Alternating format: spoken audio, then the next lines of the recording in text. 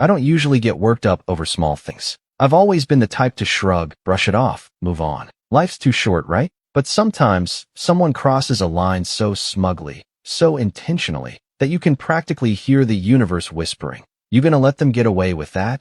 My name's Jason. I'm 27, work in digital marketing, and for the most part, I try to stay out of family drama. I live about an hour away from my parents, in a small but cozy apartment that I keep cleaner than anyone else in the family thinks is normal. My sister, Hannah, is 25 and lives with our parents still, by choice, not necessity. She always had a knack for dodging responsibility. Funny thing is, growing up, everyone treated her like a delicate glass sculpture and me like the backup plan. She could do no wrong, even when she obviously did. And me? I could bring home a scholarship, clean the entire garage, and cook dinner, and the best I'd get was a, "That's what you're supposed to do." Typical, right? Our family dynamic has always been complicated. My parents are old school. My dad worked in construction his whole life and values grit and not whining about things, while my mom was the type who would iron socks and lecture you about posture. We weren't a hug-it-out family. Feelings were for holidays and Hallmark cards. Still, I made peace with it all until Hannah started dating Kyle. Kyle was the kind of guy who walked into a room and immediately started sucking up all the air. He talked too loud, laughed too hard at his own jokes, and always made sure the conversation circled back to him. You know the type. Wore expensive watches he didn't buy himself, called people bro, even when he was mad, and acted like every moment was a scene from some movie where he was the star. I tolerated him at first, mostly for Hannah's sake. But over time, it became clear Kyle thought of himself as part of the family, and more importantly, thought of me as less than. I'll never forget the first time I saw that smirk of his. It was last Christmas. My mom had invited everyone over, me, Hannah, Kyle, a couple of cousins, and insisted we do the whole sit-down dinner thing like we used to when we were kids. I arrived with a bottle of wine and a store-bought pecan pie because I knew better than to show up empty-handed. Kyle, on the other hand, showed up late, empty-handed, and somehow still got the best seat at the table. I was in the kitchen helping my mom plate the mashed potatoes when I heard him say, "Hey, Jason, you don't mind sitting at the kids' table, right?"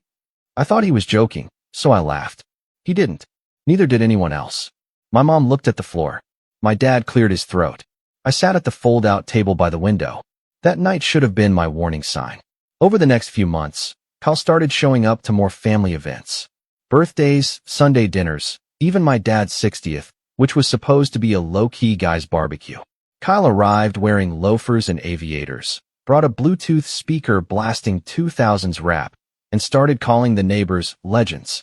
Everyone laughed, except me.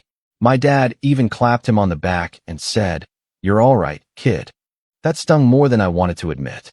Because no matter how hard I tried growing up, that kind of casual approval never came my way. But the real breaking point? That came a few weeks ago. My mom had planned a small dinner at a downtown Italian place she liked. Nothing fancy, but nicer than our usual family outings. She wanted to celebrate Hannah getting a part-time gig at some boutique marketing agency. "It's just a trial period," Hannah had told the family group chat. But apparently, that still warranted a reservation, dress code, and family applause. I was genuinely happy for her. I know how hard it can be to break into the industry, especially when you don't have much work ethic. But I kept that part to myself. I RSVP'd, showed up 10 minutes early, and brought her a bouquet of daisies. She always loved daisies. The restaurant was cozy, all warm lighting and vintage decor. Our table was in the corner near a fake fireplace, already half filled when I got there. My parents were seated together, and 2 empty seats were left, one next to them and one across, by the window. I placed the flowers in front of Hannah's chair and went to slide into the spot next to my mom. That's when I felt the hand on my shoulder. "Hey, freeloaders don't get the best seats," Kyle said, chuckling like we were old pals.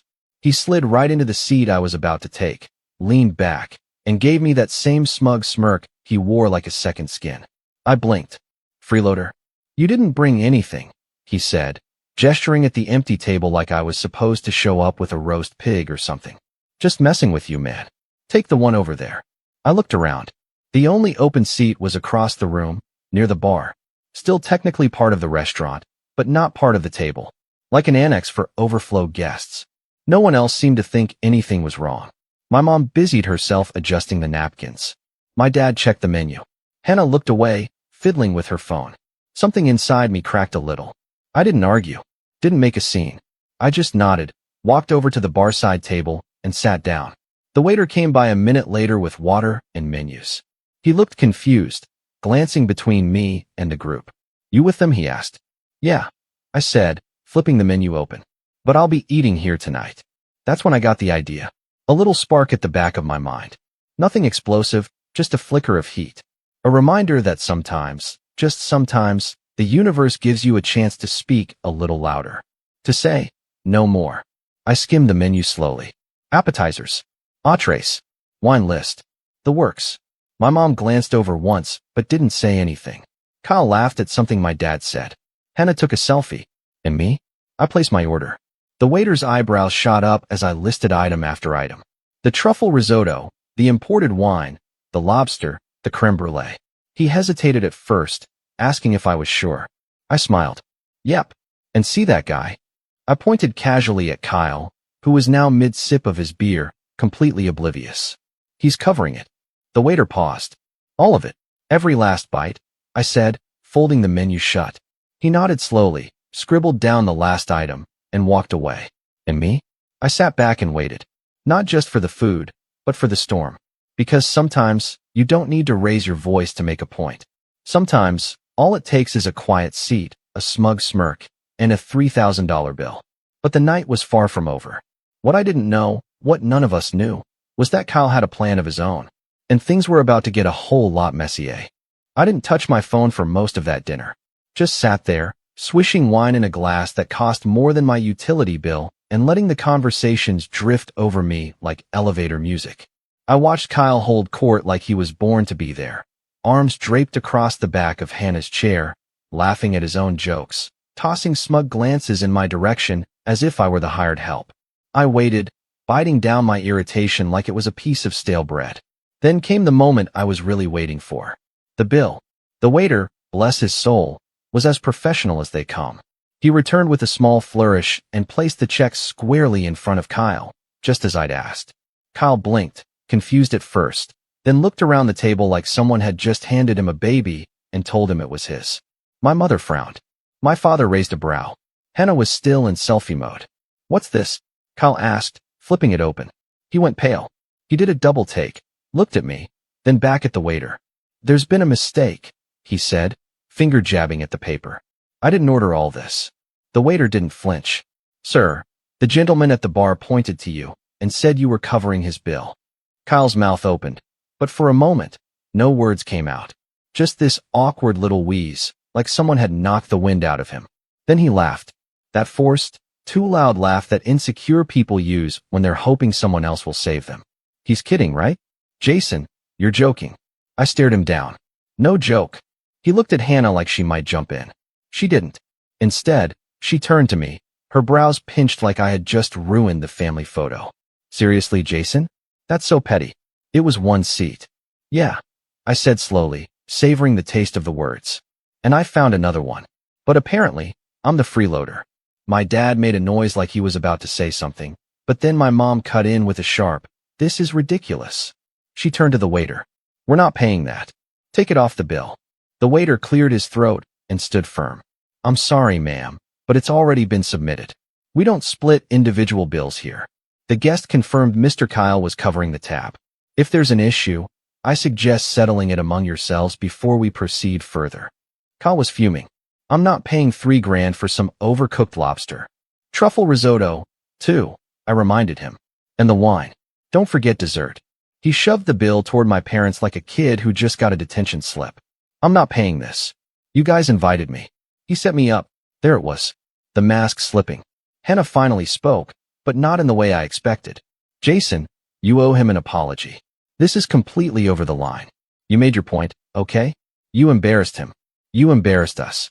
Something in me cracked, and it wasn't small this time. It wasn't a flicker. It was a full-on fracture. Because there it was, the default setting. I caused the problem. I embarrassed them. Not Kyle for calling me a freeloader. Not the family for letting it slide. Me. I stood up slowly. "You know what? Forget the money. I'll pay it. I'll pay every cent. But I'm done. I'm done pretending like this dynamic is normal. Like I'm the one always making things uncomfortable just because I won't roll over and laugh at Kyle's garbage jokes. My dad stood too, looking annoyed. That's enough, Jason. I turned to him. Is it? Because it seems like every time Kyle disrespects me, you all just laugh or look the other way. But I pushed back once, and suddenly I'm the bad guy. Nobody said anything. The silence was more telling than anything they could have said. I paid the bill, left the waiter a tip so big he did a double take. And then I walked out. No dramatic exit. No slamming doors. Just me and the soft tap of my shoes on the pavement. But that wasn't the end of it. That was just the match being lit. What happened next is what really made it personal. The days that followed were quiet.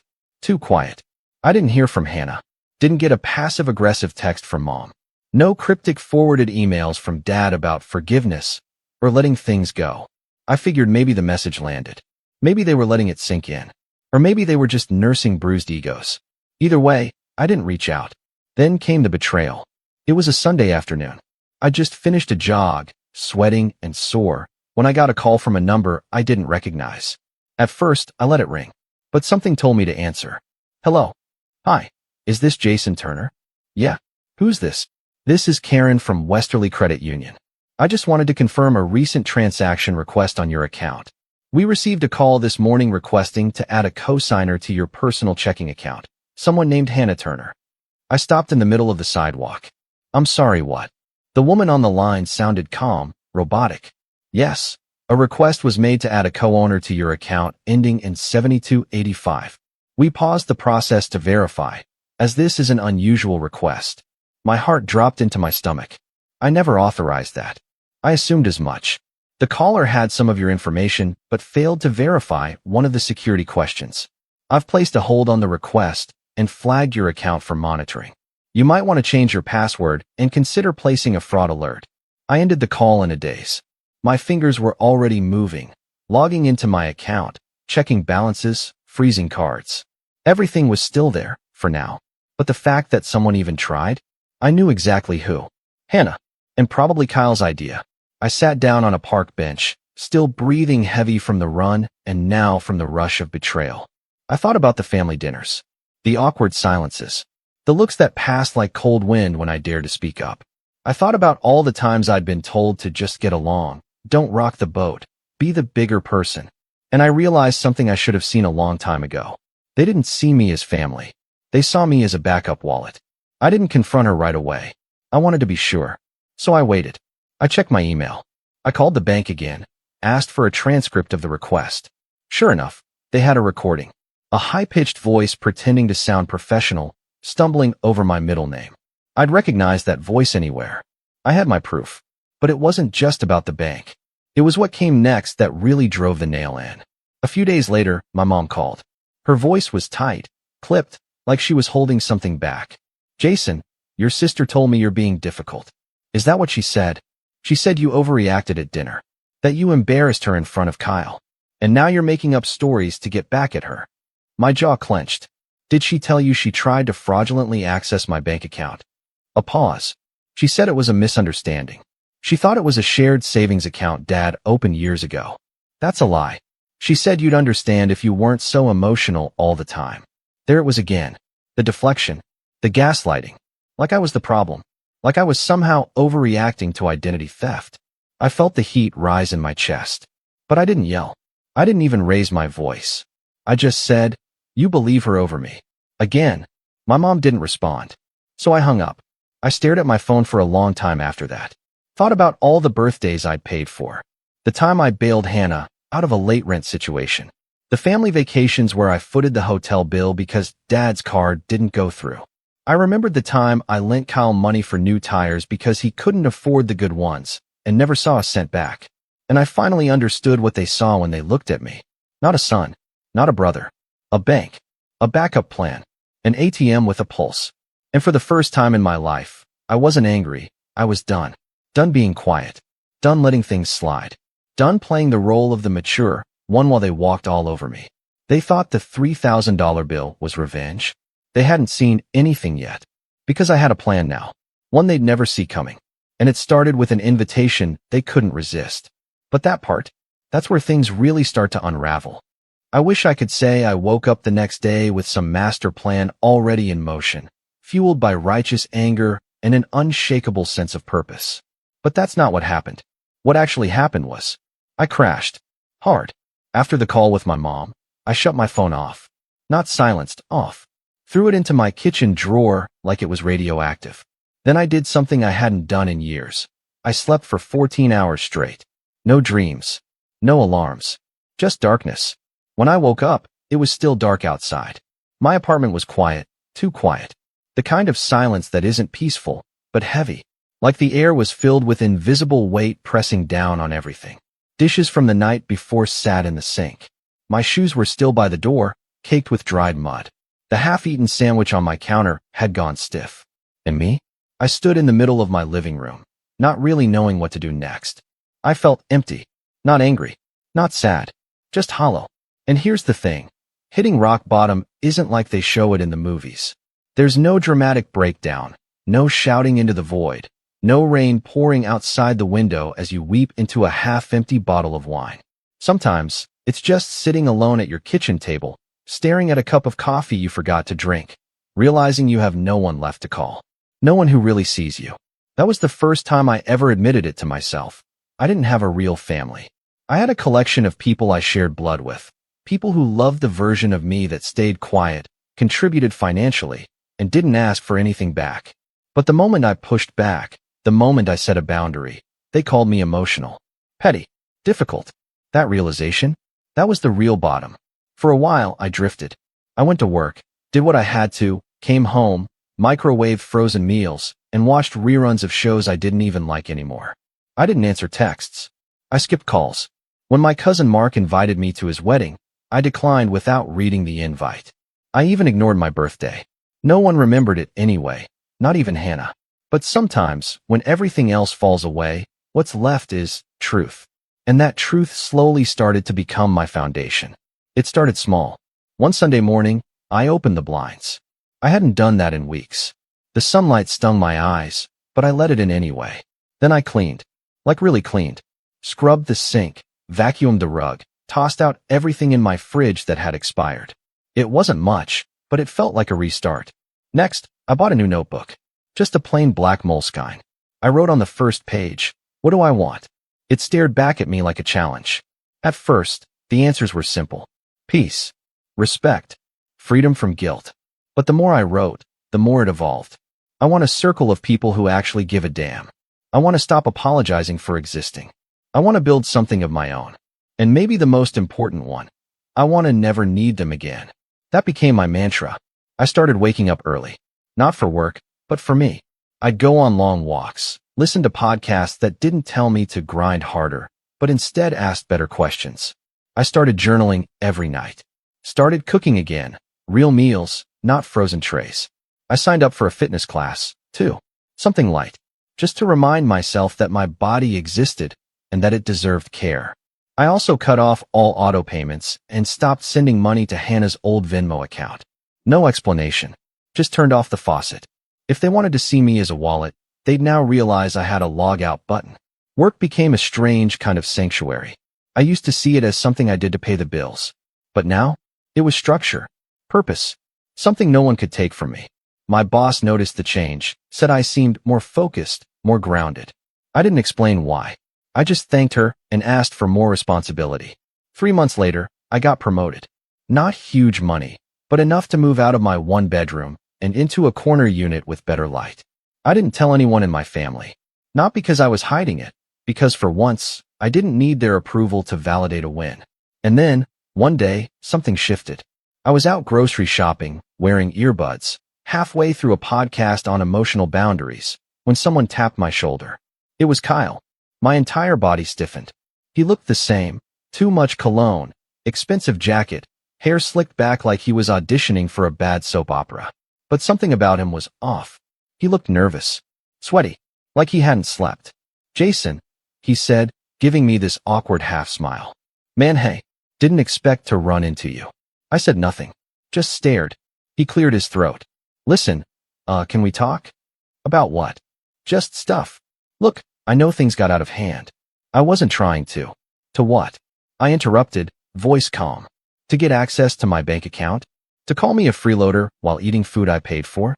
To lie to my family about me being emotional while you tried to commit fraud? He flinched. Okay. Look, I messed up, all right? I thought you'd be okay with it. I thought we were cool. Cool. That word again. That casual dismissal of accountability. That attempt to wrap a grenade in bubble wrap and call it a party favor. We're not cool, Kyle. We never were. He looked around like someone might rescue him. Hannah's mad at me, he said quietly. Says I embarrassed her. That I ruined her relationship with Mom. That none of this was worth it. I stared him down. So why are you really here? He hesitated, then shrugged. I guess I was hoping you'd, I don't know, talk to her? Help smooth things over. You're her brother. The irony almost made me laugh. I was her brother, I said. But apparently, that wasn't enough. He opened his mouth to reply, but I was already walking away. I didn't know him a single syllable more. That night, I found myself sitting at my desk, staring at the notebook again. What do I want? I flipped to a fresh page. What do I deserve? The answers came faster this time. Peace. Truth. Respect without begging for it. A life that isn't dictated by guilt. And that's when the final piece clicked into place. Not revenge. Not petty payback. But something bigger. Something permanent. A shift. I realized I had spent so much of my life trying to prove my worth to people who had already decided it didn't exist. That if I just worked harder, paid more, stayed quieter, they'd see me. But they didn't want to see me. They wanted to use me. And now that I'd walked away, they were scrambling. Not out of love, but out of loss. Of control, of convenience, of access. And you know what? Good. Let them scramble. Because I was done proving anything. I was building something now. Quietly. Carefully. And soon, they'd see just how much they'd underestimated me. But first, I had one more invitation to send out. One that would look innocent enough. A birthday dinner. All of them, in one place. Kyle. Hannah. My parents. A make amends gesture. That's what they'd think. But really? It would be the final act in a play they didn't even know they were starring in. Because the table was set. And this time, the seat they slid into wouldn't be theirs to claim. Invitations can be dangerous things. One simple message, 12 words, to be exact, set the entire plan in motion. Dinner next Saturday. My treat. No drama this time, I promise. Jason. That was it. I sent it through the family group chat that had been collecting dust for months. I didn't expect replies, not immediately. But within 20 minutes, my mom responded with a passive, let's hope it goes better than last time. Hannah followed with a thumbs up emoji. My dad, predictably, sent a K. And Kyle heart reacted the message, then followed up with looking forward to it, bro. The nerve of that guy. But that was good. I wanted them relaxed. I wanted them smug. I wanted them thinking I'd come crawling back, tail between my legs, ready to beg for forgiveness and be the bigger man again. That was their pattern. Create chaos, make it my fault, then wait for me to fix it. Not this time. This time, I wasn't their doormat. I was the floor plan. From the outside, it would look like a nice little family dinner. A reunion. A bridge being rebuilt. But in reality, it was an ambush. A reckoning. Carefully planned, meticulously staged, and long overdue. The restaurant I chose was no accident. Devereux, an upscale French place tucked behind the art district downtown. Expensive, elegant, intimate. A place you booked weeks in advance. The kind of place where waiters wore white gloves and pronounced the menu items with a softness that made you feel underdressed no matter how well you tried. I'd done some marketing consulting for them last year. Helped them rebrand their socials and optimize their site for local search. In return, I had a standing relationship with the owner, Marcel, a soft-spoken culinary artist with a sharp memory and sharper sense of justice. When I called him and explained what I needed, private room, custom service, a bit of theatrics, he didn't even hesitate. Ah, he said in his warm French accent. A family affair, yes? Something like that. You want them to remember this night. Exactly. I will prepare a menu they cannot forget. He paused, then chuckled. And, of course, the bill they will never live down. Perfect. Over the next few days, I worked silently, methodically. While they probably assumed I was folding napkins and rehearsing apologies, I was calling in favors, scheduling meetings, laying track for a train they wouldn't see coming until it was too late. The first person I called was Michelle. Michelle and I had worked together years ago, back when I was still cutting my teeth at an old agency. She was sharp, no nonsense, and had since become a legal consultant for a firm downtown. She'd always been kind to me. Smart too. The kind of person who could read a contract and instantly spot a hidden clause like a hawk spotting prey in a field. I told her everything. About the bank account incident, the fraud attempt, the manipulation. She listened without interrupting, then said, "You should have come to me sooner." I know, I admitted, but I didn't want it to be real. Not until it was. She offered to pull Hannah's financial records. I didn't even ask, she volunteered. Turns out, she had access through a public investigation database. She couldn't get everything, but what she did find was illuminating. A series of credit card payments traced to an account under my name. Except I never opened that account. There it was, proof that Kyle and Hannah had used my information to sign up for a joint credit line at some point last year. Small charges at first. A few Amazon purchases. Gas stations. But then bigger ones. Hotel stays. Flights. All without my consent. The moment I saw it, something inside me locked into place. This wasn't just a mistake. This wasn't accidental access or a misunderstanding about old accounts. This was theft. This was identity fraud. This was betrayal written in dollar signs. Michelle helped me draft a cease and desist letter. Legally sound. Cold. Impersonal. The kind of document that made you sit up straight when you read it. She said we could serve it at the dinner if I wanted to really drive the point home. I said yes. Next, I reached out to someone I hadn't spoken to in over a year, my cousin Nick. Nick had always been the black sheep of the family. Rebellious, a little too sarcastic, and unfiltered to the point of getting himself uninvited to a few holidays. But he'd always had my back. We used to joke that we were the benchwarmers of the family. Useful when needed, ignored when not. When I told him what happened, he didn't even hesitate. "Bro, I've been waiting for an excuse to watch those clowns squirm." I invited him to the dinner, told him to dress sharp, act polite, and keep his phone ready. His job would be simple, document everything. I had a seat reserved for him at a nearby table in the same private room, disguised as a solo guest. No one would even recognize him at first. But when the time came, he'd make his presence known, and the footage. That was going to be for insurance. Literally. Speaking of insurance, I also contacted my financial advisor and flagged all recent activity on my accounts. Changed passwords. Locked down my credit reports. I even opened a new bank account, this time with dual authentication and in-person only access for major changes. Just knowing that they couldn't touch my finances anymore gave me a sense of control I hadn't felt in months. By Friday, everything was ready. The dinner was scheduled for 6:30 p.m. Saturday. Marcel had set aside the private room with the grand piano, gold-accented tableware, and fresh-cut orchids at each place setting. A little over the top? Maybe. But I wanted the scene to feel like something out of a movie. Because honestly, it was. I picked out a charcoal gray suit, pressed and tailored. Shaved. Trimmed my beard. Looked in the mirror for a long time before heading out. I looked different. Not just sharper, stronger. More solid. Like I'd finally stepped into the version of myself I'd always been told to suppress. And as I buttoned the last clasp on my coat, I whispered something to my reflection. Let them think you're here to forgive. Then I smiled. Because that's what'll make it hurt more. I arrived 15 minutes early. Nick was already at his table, pretending to study the wine list. He gave me a small nod. Marcel greeted me personally. "Your guests will arrive shortly. Everything is ready." "Thank you," I said. "One more thing. Can you make sure the bill is brought before dessert?" He grinned. "Of course." 6:28 p.m., my parents arrived first. My dad was in his usual sports coat, the one he wore to funerals, weddings, and now apparently my trap. My mom had on her pearls. She gave me a tight-lipped smile like she was already bracing for emotional impact. "Jason," she said, pulling me in for a hug that lasted 1 second too long and meant nothing at all. "So glad you finally came to your senses." I just smiled. "Let's sit."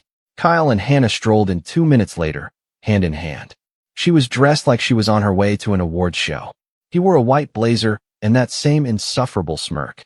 Kyle clapped me on the back like we were frat brothers. "Now this is more like it. See, I knew you'd come around."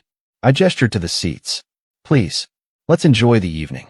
The meal began smoothly. Too smoothly. Small talk. Awkward laughter. They talked about trivial things. Work, Local news, some new cafe my mom liked. Kyle bragged about a marketing project he was consulting on, which probably meant he was reposting Instagram stories. My dad grunted agreement every few sentences like he was a sentient nod. I played along, laughed when appropriate, complimented the food, made eye contact. I let them all believe I was back in the fold, until the waiter placed down a single white envelope. Not the check. Not yet. This one was for Hannah. She picked it up with confusion. What's this? Just something I wanted you to see, I said casually, sipping my wine. She opened it. Her face paled in real time. The cease and desist letter. Signed. Dated. Attached with an official notice from Michelle's firm, outlining the discovery of fraud, including specific dates and dollar amounts linked to the credit card she opened in my name. My mother blinked. What is that? Hannah tried to speak, but Kyle leaned over and read it upside down. His smile faltered, then vanished. What is this? He hissed, voice low. Paperwork, I said, outlining exactly how you two used my identity to fund vacations, shopping sprees, and whatever else you thought you could hide. Hannah slammed the letter on the table. Jason, what is this crap? You invited us here to ambush us. No, I said calmly. I invited you here to give you a choice. Everyone fell silent. Even my dad. A choice between admitting what you did, making it right, and facing consequences like adults, or continuing to lie, in which case, this becomes a legal matter. Kyle stood up. You've got nothing. You can't prove. I tapped my phone and played the audio file. The recording of the bank call. Hannah's voice. Hesitating. Failing to answer a security question. The entire attempt laid bare for all to hear. She froze. And just as my father started to sputter something, probably another deflection, another call to let this go, the waiter appeared again. With the check. $3,462. Kyle blinked at it. Hannah was still in shock. My mom whispered, This is insane. I leaned back. No, this is closure. But we weren't done yet. Not even close. Because what came next? That was the final straw. The real betrayal. The final unraveling. And I wasn't the only one holding cards at this table. They say revenge is best served cold, but I disagree. Revenge should be served warm. Just warm enough for everyone at the table to feel it in their gut. Kyle was the first to speak after the audio played. I don't remember making that call, he said, too quickly. That could be anyone. The words were hollow. Weak. Desperate. He looked around for backup, from Hannah, from my parents, but none came. Hannah looked stunned, her mouth slightly open. My mom seemed frozen, her hands clasped so tightly her knuckles had turned white. My dad. He just looked tired, like this was the first time he'd seen the house he helped build starting to crumble. I looked straight at Hannah. You said I was emotional. Petty. That I embarrassed you. But I never lied. I never stole. I never used you to fund my life. She didn't respond. Not a word. And that's when Nick stood up from his table. I had almost forgotten he was there, lurking behind a linen napkin and a glass of wine. His phone was still recording. Hope you don't mind, he said casually. Thought someone should capture the moment for posterity. Kyle's eyes widened. You recorded this? Nick smirked. Wouldn't you? Identity theft, fraud, deception. I mean, if this were a reality show, you'd be the villain everyone loves to hate. Delete it. Hannah finally snapped, her voice cracking. This is private. Actually, Nick said, your brother invited me. I'm part of the guest list. And legally, in this state, only one-party consent is needed. Which means this is perfectly within the law. Hannah looked like she might leap across the table, but she didn't. Not with Marcel standing silently in the corner, arms folded, eyes locked on her like a disappointed maitre d', watching someone chew with their mouth open. Kyle threw his napkin onto the plate. This is bull. You lured us here under false pretenses. You wanted to make us look bad. No, I said, standing slowly. You made yourselves look bad. I just let the truth do its job. Then I took out 2 more envelopes from my inside coat pocket and slid them across the table, one to my parents and one back to Hannah. What's this now? My dad asked warily, not opening his. Boundaries, I said. Written and notarized. My mom blinked. Excuse me. Power of attorney revoked. Emergency contacts updated. Access to any joint accounts closed. I've even removed you both from my healthcare directives. Hannah's jaw dropped. You can't. I just did. My dad looked like he wanted to protest, to puff his chest and assert his authority like he used to when I was 12. But all that came out was a sigh, deep and weathered. Maybe he knew this was the end. Or maybe he'd just run out of defenses. And then, finally, came the bill. Marcel returned with a silver tray. The check nestled atop it like a relic of war. Kyle picked it up, expecting, I could see it in his face, for it to be a joke. A flex. A power play. But when he read the total, $3,462.79, his face turned to stone. You're insane. Funny, I said. That's what you called me when you tried to make me sit across the room like some servant. That's what you called me when you stole from me. Kyle shoved the bill toward me. I'm not paying this. I didn't ask you to. Then why is it addressed to me? Because last time, you said I was a freeloader. So I figured you'd be proud to foot the bill. But don't worry, I already paid. He froze. Wait, what? I pulled the receipt from my coat pocket and unfolded it slowly, laying it on the table like an ace at the end of a poker game. His name had been written on the original bill. Yes, but mine was on the payment receipt. You paid it? Oh yeah, I said. I always intended to. But not before giving you the chance to do the right thing. I leaned forward. You didn't. Silence. Even the music in the background seemed to hush. Then, slowly, I placed one last envelope on the table. My final card. What is this, Jason? My mom asked. A letter. To the firm where Kyle consults. Detailing all the fraud. The joint credit card. The voice recording. The financial abuse. I haven't sent it yet. Kyle turned pale. You'd ruin me. No, I said calmly. You ruined yourself. I'm just giving your consequences directions to find you. You're bluffing. Nick laughed behind me. Oh, buddy. He's not bluffing. He's been planning this for weeks. Kyle lunged across the table, grabbing for the envelope. But Marcel stepped between us like a ghost. Fast, smooth, effortless. For a man in his 60s, he moved like a shadow. I suggest, Marcel said gently, you leave now. Kyle looked at him, then at me, and then back at the rest of the table. No one moved to stop him. Not even Hannah. He stormed out. My mom finally spoke. I can't believe you'd go this far. I didn't go far, I said, turning to her. I just stopped staying silent. Hannah stood too, shakily. We're your family, Jason. You don't treat family like this. You're right, I said.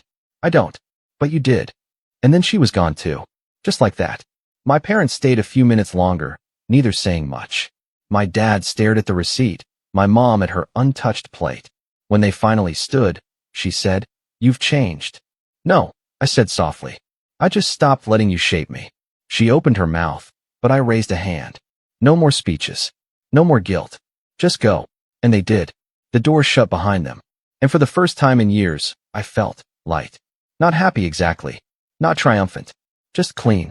Like I'd rinsed off a film I didn't even realize had been coating my skin for decades. Nick came over, grinning. Holy man. That was surgical. I exhaled slowly. I'm just tired of letting other people write the story. Well, he said, clapping me on the back, tonight, you wrote the final chapter. We stayed for a while. Talked. Ate dessert. Laughed. And when I got home that night, I opened my notebook one last time. What do I want? I didn't need to answer it anymore. Because now I had something better. What I wouldn't accept. And that list was blank. Because I'd already erased every name that didn't belong.